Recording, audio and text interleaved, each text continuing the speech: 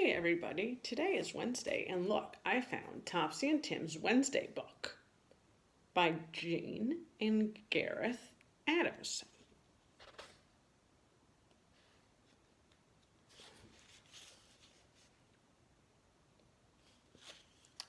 When Topsy and Tim looked out of the window for the first time on Wednesday morning, they saw a black and white rabbit nibbling Dad's marigolds.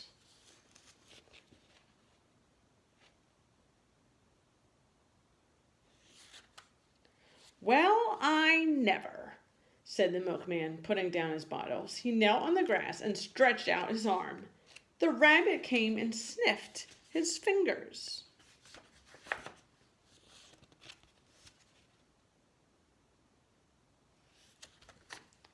Topsy and Tim ran downstairs and opened the front door. The rabbit sat in the milkman's arms. It looked at Topsy and Tim and wiggled its nose.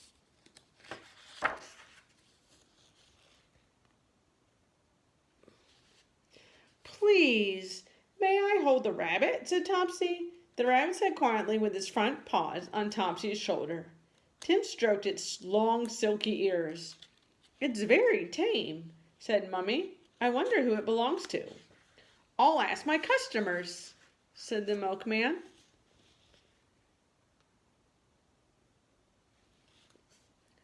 Dad found a big cardboard box for the rabbit to sit in. Would it like my cornflakes?" asked Tim. "I know something it would like much more," said Mummy. She went to the kitchen and brought back a carrot. The rabbit was very pleased.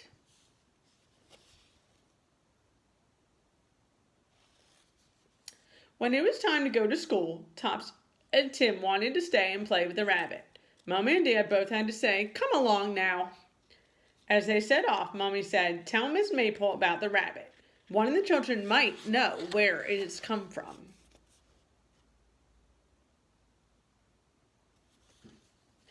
"Topsy and Tim have found stray rabbits," said Miss Maple to the class. "Does anyone know who might have lost a black and white rabbit?"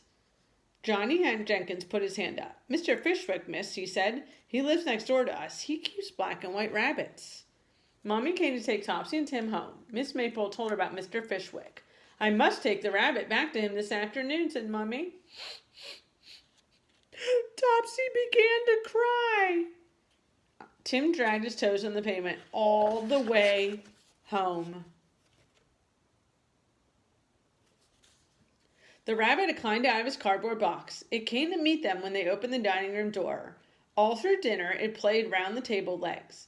It sat up on his back paws to have its ears tickled by Topsy and Tim. As soon as dinner was over, Mommy got her zip-up bag. She put the rabbit inside it with a lettuce leaf to nibble. Then she closed the zip all but a few inches. The rabbit poked his wiggling nose out of the gap. "Goodbye, Rabbit," said Tim. "Goodbye, Rabbit," said Topsy, stroking its nose. They tried very hard not to cry because they knew the rabbit was going back to a good home. "If you're very good," said Mummy, "perhaps Mr. Fishwick will let you visit the rabbit." They stood at the window and watched Mummy taking the rabbit home. Very soon they saw her coming back, and when she was still carrying the zip-up bag very carefully. She unzipped the bag and out jumped the black and white rabbit. "Mr. Fishwick says he is Topsy and Tim's rabbit now," said Mummy, "but you must promise to look after him and give him the right things to eat." "Is that rabbit still here?" said Dad when he came home from work.